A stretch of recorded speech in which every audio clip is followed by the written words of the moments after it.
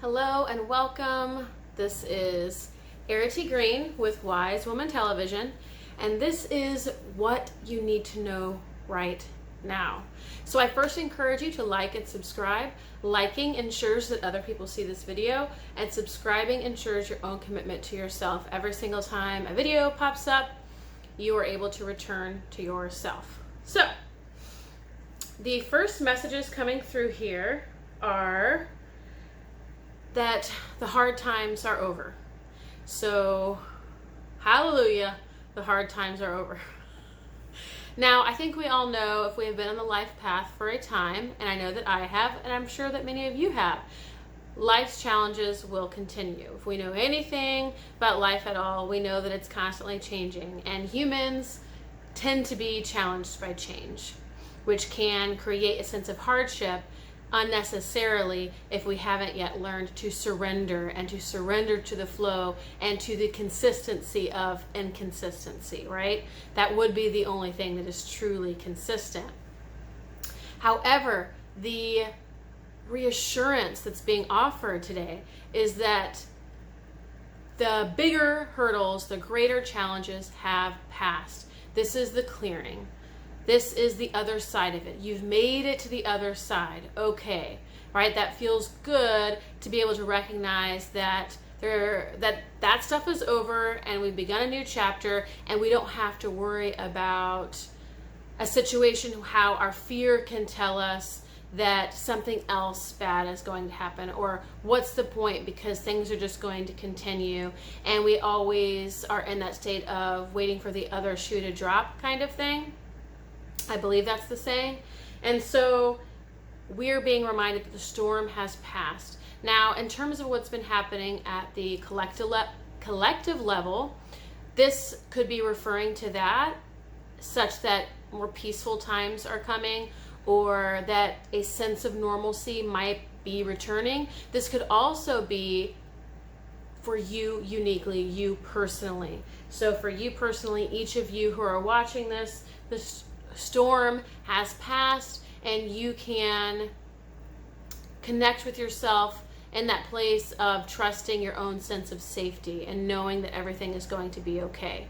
That the harder times have passed, you can breathe easy now.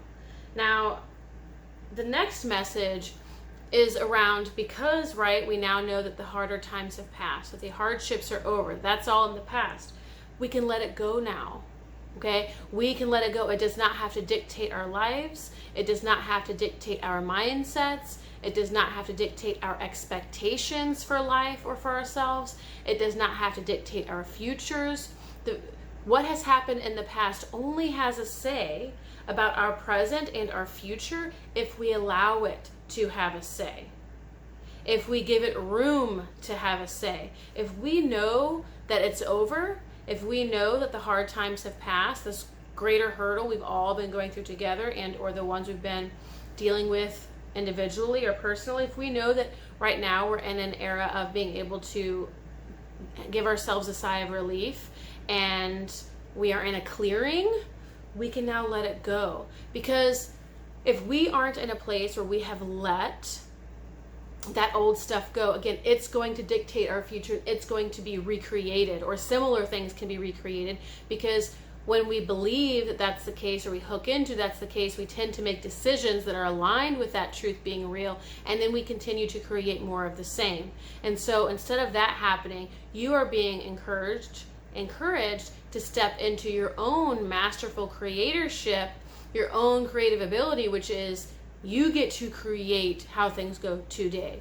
You get to create how things go in your future. You get to decide what all of this looks like. Your past was only there to teach you something, to offer you something, to show you something, and always, always they are there, the things that happen in our lives, the people, to return us fully to ourselves, and to be able to cultivate and make room for new growth within ourselves, to get to know new parts of ourselves as a result of the things that have happened in our lives. So a very simple example, if a regular challenge for you is toxic and unhealthy relationships, at the most minimal, superficial level, of course, That would mean that you are intended to learn a greater level of self-love and choosing love that doesn't hurt, and choosing partners that don't hurt, choosing partners that are aligned with a higher, greater sense of health, normalcy, stability, and love. And that can be difficult when our nervous systems are connected to and intertwined with this idea of love being hurtful or being dramatic or being hostile or dysfunctional. We can get bored with seemingly normal or stable relationships, right? They may not be as fun or as primal or as passionate or as exciting, and we're wondering why our bodies aren't responding the same way or whatever, right? And that would be a situation where, again, your body or physiology has learned to be turned on and or connected to these other kinds of love that were based in likely more hostile or dysfunctional relationships as a child. So this is what we've come to know. This is, of course, also what arouses our nervous system and our bodies. And so then when we say we want a normal, healthy, stable relationship, and yet we aren't responding to that level, or we don't like those kinds of partners, they don't excite us, or whatever it is, right? Again, this is a very superficial, very generalized example. Then you are creating a situation where you end up, let's just say you're in that state, right? Where you choose these relationships that don't serve you. So our goal, of course, would be to cultivate a different quality within ourselves by going inside, being honest with ourselves about where we're at. Yes, there is a part of me that really enjoys passionate, primal, hostile relationships, and there's something about me or a part of me that enjoys that passionate, let's say, lovemaking. There's a part of me that kind of gets a thrill. And this takes some guts, right? Some real honesty and courage. There's a part of you that might seek a thrill in the drama and the fiasco. Oh, let me call, and why didn't they call, and this and that, right? So there might be a part of you that identifies with that. So the first step is to be honest with yourself, and that's it. Acknowledge it. Be honest with where you're at, with where a part of you is at, and then choose differently. There is a part of me that feels that way, but there's a greater part of me, a truer part of me that deeply desires my soul's home in a partner. Someone who is stable, who is loving, who is kind, who is gentle, who is emotionally supportive, who is healthy and supporting his own health or her health or their own growth, right? And so then you can align with that. And as you continue to align with that, you build that quality and that availability of the reality outside of you. And when that person comes into your life, you'll be able to recognize it and you'll be drawn toward them. Whereas before, you might have not been interested in that kind of person, not been turned on in that kind of person. So you see how it's very different when you're aligned with the old way versus the new way. And from this place of full honesty and ownership, now you're able to fully get on board with a new choice and take new actions and make new choices, such as pursuing and or engaging and interacting with only those people who are aligned with your higher intention for yourself and your greater vision for yourself. So that happens when that's just one example, right? And that felt most relevant. So if it's relevant for you, if it came through today and it's not necessarily a story of mine, so if it lands for you, then this was meant for you. This message was meant for you. And know that whatever your storm was, if it was the collective storm of everything that's been happening globally or another kind of storm within your own life, that it has passed, there is a clearing, and you can let that go. That way that you can live fully and more freely. Recognizing that every single one of these challenges or hardships makes up the greater composition and masterpiece of your whole life, that everything is connected and supporting the same thing, which is your greater well-being, your health, your wholeness, and everything that you desire to fulfill, the life path you desire to fulfill, your life's work you desire to fulfill. All of these pieces are relevant for you. None of them are out of alignment in terms of they weren't meant for you or they're not okay. They all make up the tree of your life that is your life, and all of them are valid and all of them are relevant, and they make up the mosaic that is you. Let me see if there's anything else here. And a part of this is recognizing that there's a greater force and intelligence at work in your life that you can trust. You don't have to figure it all out. You don't have to go seeking all of the pieces. You don't have to go seeking out the healing and the shadow work and all of this stuff. So much of that is going to happen right before you in your life, in your present moment, as you live your life. I know I can be guilty of not seeking out healing, but just getting really excited and curious about growth and evolution and learning something new. And the more I do that and go out there and seek something, the less I am seeing what's right here present in my own life. That's the truth of what I need to be focusing on. That's the priority. That's what's most important for me, what's right before my eyes. And even if it's the same thing every day, all the more reason that that's my path, because it's intending for me to face it well and long enough. Well, first, so that I see it, because if I'm out here doing all the things and seeking out all the things and all the answers and this and that, I'm not going to see it. But then so that I can do the work or the processing, whatever that is, the releasing, the clearing, the acknowledging, the being honest within myself, so that I can evolve within myself. What is happening right before me in my present moment, in my life right now, is what is most relevant for me, for my life path, for my life's work. Very rarely is it found somewhere out here when I go seeking for something. We can trust the greater divine plan and the greater intelligence that it's always at work.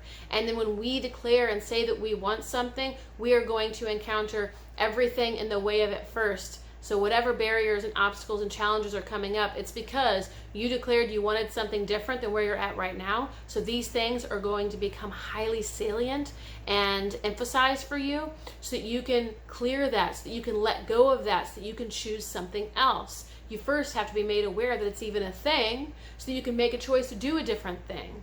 So many of us don't even realize that we are holding ourselves back or getting in our own way, and it's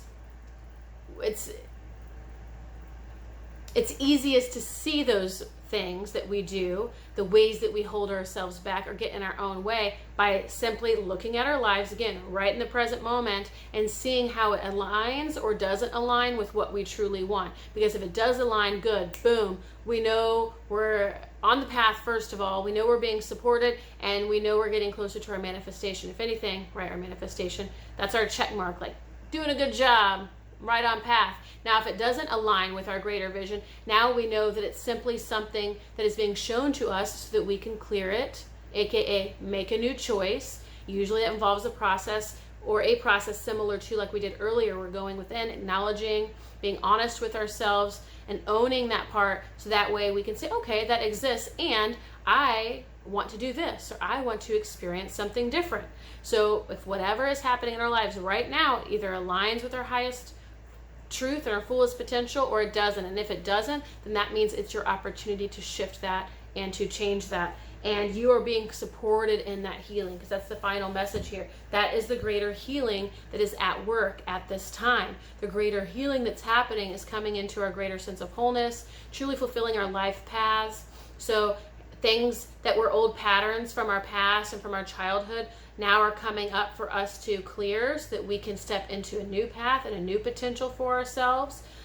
That is what healing is, right? Coming into our truth and wholeness, and it's really a return to what we already are, our own truth and essence as it already is.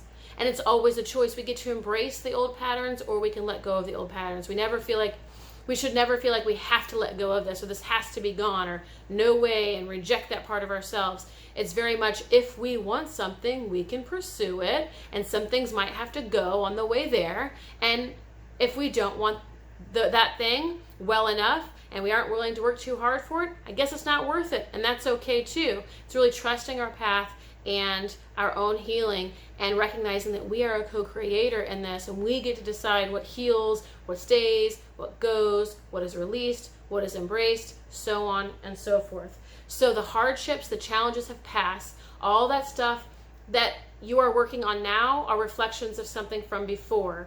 They're stuff that's from your past or from your childhood especially. You are clearing childhood conditioning and childhood issues and childhood wounding and childhood patterns more than likely.